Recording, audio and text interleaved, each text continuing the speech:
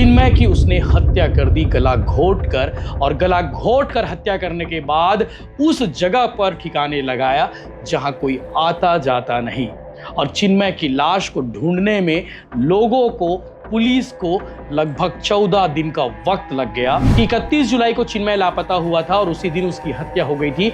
हत्या करने के बाद क्षेत्रपाल ने उसी दिन उसके लाश को ठिकाने लगा दिया था। चिन्मय की बॉडी पूरी तरह डिकम्पोज हो चुकी थी। आसपास के लोग वहां खड़े नहीं हो पा रहे थे। पुलिस ने जैसे तैसे बॉडी को रिकवर किया, पोस्टमार्टम कराया, जिसमें ये बात सामने आई बच्चों के हाथ में मोबाइल कितना खतरनाक हो गया है। इस बात से आप समझिए कि कोई बच्चा एक दूसरे बच्चे को मोबाइल ना दे तो वो एक दूसरे की जान तक ले लेते हैं। इस तरह के बहुत सारे मामले देखने और सुनने और पढ़ने को मिल रहे हैं कि किसी बच्चे ने मोबाइल के लिए मना किया तो दूसरे बच्चे ने उसकी हत्या कर दी, या फिर पेरेंट ने बच्चे को मोबाइल के लिए टोका तो उसकी हत्या कर दी गई हो, या फिर बच्चा घर से निकल गया हो। बहुत खतरनाक स्थिति हो चुका है और पहले ही लोग इस बात का अंदाज़ा लगा लिए थे कि बच्चों के हाथ में मोबाइल देना यानी कि भविष्य को खतरे में डालने जैसी स्थिति है। ऑनलाइन एजुकेशन के नाम पर बच्चों को मोबाइल दिए गए थे, बच्चों ने मोबाइल चलाना शुरू किया और उसके बाद बच्चों के लिए ये नशा से कम नहीं हुआ और ये नशा तेजी से बढ़ने लगा। बिलासपुर की घटना ने पूरे प्रदेश को झकझोर कर दिया है। सिर्फ चिन्मय की हत्या मोबाइल नहीं देने की वजह से उसके दोस्त छत्रपाल ने कर दी। छत्रपाल की एज 19 साल है और चिन्मय की उम्र लगभग 13 साल। 8वीं का छात्र था चिन्मय और उसके पास भी मोबाइल था। छत्रपाल के पास भी मोबाइल था। दोनों एक ही गांव के रहने वाले थे, आसपास रहते थे और दोनों मोबाइल में गेम भी खेला करते थे। छत्रपाल के घर वालों ने छत्रपाल से उसका मोबाइल छीन लिया क्योंकि छत्रपाल दिन भर मोबाइल में गेम खेलता था और इसी बात से घर वाले नाराज थे। घर वालों ने उससे फ़ोन छीना और फ़ोन छीनने के बाद छत्रपाल इतना ज़्यादा छटपटाने लगा, चूँकि मोबाइल गेम का आदी हो चुका था और इसीलिए उसने अपने दोस्त चिन्मय के पास गया। चिन्मय से कहा कि चिन्मय, मुझे तुम्हारा मोबाइल चाहिए, कुछ घंटे गेम खेलना है। चिन्मय ने मना किया कि मैं मोबाइल तुम्हें नहीं दे सकता हूं। और उसके बाद चिन्मय ने जब उसे इग्नोर किया, जब उसे मना किया और मना करने के बाद जो सज़ा उसे मिली वो शायद ज़िंदगी की आखिरी सबसे बड़ी सज़ा थी। चिन्मय की उसने हत्या कर दी गला घोट कर, और गला घोट कर हत्या करने के बाद उस जगह पर ठिकाने लगाया जहां कोई आता जाता नहीं। और चिन्मय की लाश को ढूंढने में लोगों को, पुलिस को लगभग 14 दिन का वक्त लग गया। 31 जुलाई से चिन्मय लापता था और उसकी लाश मिलती है 14 अगस्त को। अब सोचिए, बॉडी उसी जगह पर पड़ी है जिस जगह पर चिन्मय को छोड़कर उसके दोस्त छत्रपाल ने गया था, यानी कि मारने के बाद उसके शव को जहां फेंका था उसी जगह पर 14 दिन बाद उसका शव मिला। यानी कि चिन्मय की बॉडी पूरी तरह डिकम्पोज हो चुकी थी। आसपास के लोग वहां खड़े नहीं हो पा रहे थे। पुलिस ने जैसे तैसे बॉडी को रिकवर किया, पोस्टमार्टम कराया, जिसमें ये बात सामने आई कि चिन्मय की हत्या उसके दोस्त छत्रपाल ने गला दबाकर किया था, यानी कि गला घोट कर हत्या की थी। और सिर्फ वजह बस इतनी सी थी कि चिन्मय ने अपने दोस्त छत्रपाल को मोबाइल नहीं दिया था।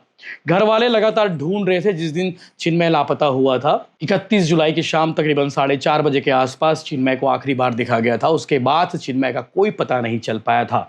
घर वाले लगातार खोजबीन कर थे, घर वाले लगातार पूछताछ कर रहे थे, पुलिस में कंप्लेन भी दर्ज कराए, पुलिस वाले भी ढूंढ रहे थे। सब कुछ पूरी कोशिश की गई लेकिन उसका कुछ पता नहीं चल पा रहा था और इसीलिए परिवार वालों ने पॉम्पलेट भी छपवाए, बाकायदा 1 लाख रुपए इनाम राशि की भी घोषणा की कि जिस किसी को भी चिन्मय के बारे में जानकारी हो या फिर चिन्मय के बारे में जो को भी पता बताए या फिर चिन्मय को जो भी ढूंढ कर लाएगा उसे 1 लाख रुपए इनाम की राशि दी जाएगी।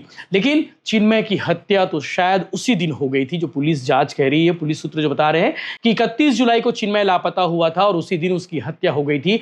हत्या करने के बाद छत्रपाल ने उसी दिन उसके लाश को ठिकाने लगा दिया था। जिस खंडहर, जिस जर्जर स्कूल में उसकी लाश मिली थी 2016 में बनी थी और उसके बाद वो संकुल केंद्र बन गया था। हाल ही में एक नई बिल्डिंग बनाई गई है, पूरी स्कूल वहां शिफ्ट हो गई है, इसलिए उस स्कूल में कोई आता है ना कोई जाता है, ना कोई उसके आसपास भटकता है और इसीलिए चिन्मय की लाश 14 दिनों तक उस बिल्डिंग में पड़ी रही और डिकम्पोज हो गई, लाश से बदबू आने लगी। इसीलिए आसपास के लोगों ने देखा तो उसके बाद पुलिस को इत्तला दी गई। रतनपुर थाने की पुलिस की टीम मौके पर पहुंची और उन्होंने बॉडी को रिकवर किया और उसके बाद पता किया गया तो पता चला ये तो चिन्मय है, भरारी गांव का चिन्मय, जिसे लगातार 14 दिनों से ढूंढा जा रहा था। 15 अगस्त से ठीक एक दिन पहले 14 अगस्त को लाश मिलने से सनसनी हुई थी और पुलिस ने आरोपी छत्रपाल को गिरफ्तार किया। अब छत्रपाल तक पुलिस कैसे पहुंची अभी आपको बताता हूं कि चिन्मय के परिवार वालों से पुलिस ने पूछताछ की थी और परिवार वालों ने बताया था कि चिन्मय का दोस्त था छत्रपाल, जो कुछ दिनों से गुमसुम रह रहा था। और उसके बाद जब छत्रपाल से पूछताछ की गई, छत्रपाल से सख्ती से पूछताछ की गई, तो सख्ती से पूछताछ के दौरान छत्रपाल ने पूरी बात बता दी कि हाँ, मैंने उसकी हत्या की है, गला घोंटकर उसे मार डाला। सिर्फ इसलिए मार डाला कि चिन्मय ने उस दिन मोबाइल देने से मना किया था। आप सोचिए कितना खतरनाक हो चुका है मोबाइल का एडिक्ट जो है। ये महानुभाव विद्वानों ने पहले ही इस बात को भांप लिया था कि भविष्य बहुत खतरनाक होने वाला है। जिन बच्चों के हाथ में आप मोबाइल दे रहे हैं, ठीक है, मान सकते हैं कि मोबाइल कुछ बच्चों के लिए, कुछ मामलों के लिए बहुत सही हो सकता है, लेकिन अधिकांश मामलों में ये मोबाइल का जो नशा है वो बहुत खतरनाक हो रहा है। आए दिन आप खबरें देखते होंगे, सुनते होंगे, तो उनमें से एक खबर ये भी हो गई है कि चिन्मय की हत्या सिर्फ मोबाइल नहीं देने से उसके दोस्त छत्रपाल ने कर दी है। आपको बता दो कि इससे पहले हमने कल वीडियो बनाया था, उसमें हमने उनके परिवार वालों की बाइट सुनाई थी। ये बाइट चिन्मय के लाश मिलने के काफ़ी पहले की थी, जब परिवार वाले पुलिस से गुहार लगा रहे थे कि पुलिस वाले, परिवार वाले चाह रहे थे कि चिन्मय जल्दी पता चल जा सके और 1 लाख रुपए इनाम की भी घोषणा उन्होंने की थी। उस दिन की बाइट को एक बार आप फिर से सुनिएगा। परिवार वालों ने आशंका जताई थी और हमने भी ये बताया था कि वीडियो के माध्यम से लगातार खबरें भी की थी इस मामले को कि चिन्मय नहीं मिल रहा है। बिलासपुर पुलिस जाँच कर रही है, लेकिन चिन्मय की लाश स्कूल के बिल्डिंग में मिली, उस स्कूल के बिल्डिंग में जिस स्कूल में कोई आता जाता नहीं। मैं भरारी का रहने वाला हूँ। मेरा भतीजा चिन्मय सूर्यवंशी 31 तारीख को शाम 4:30 बजे खेलने के लिए निकला था और उसके बाद फिर वो घर वापस भी नहीं आया। खोजने पर रिश्तेदारों में आसपास गांव में नहीं मिला। इसकी सूचना हम लोग रतनपुर थाना को दिए। रतनपुर थाना की पुलिस 2 दिन से कार्रवाई की, लेकिन आज तक बच्चे का कोई भी पता नहीं चल रहा है। बच्चे के पास मोबाइल रखा हुआ है वो, और रात में जिस दिन वो घर से निकला उसके बाद वो मोबाइल बंद बता रहा है और अभी तक बच्चा हमको अप्राप्त है।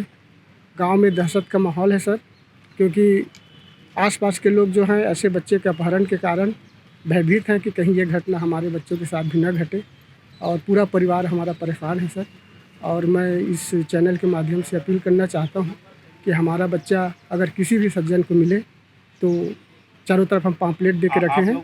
पुलिस के पास से हम जब गए सर, तो उनके साथ खेलने वाले बच्चे से उन्होंने पूछताछ की और उनके मोबाइल जब तक ऑन था तब तक लास्ट लोकेशन वो सेमरताल बता रहा था, और सेमरताल में हम लोग 2 दिन तक खोजे पुलिस की मदद से, लेकिन ऐसा कोई क्लू नहीं मिला सर जी।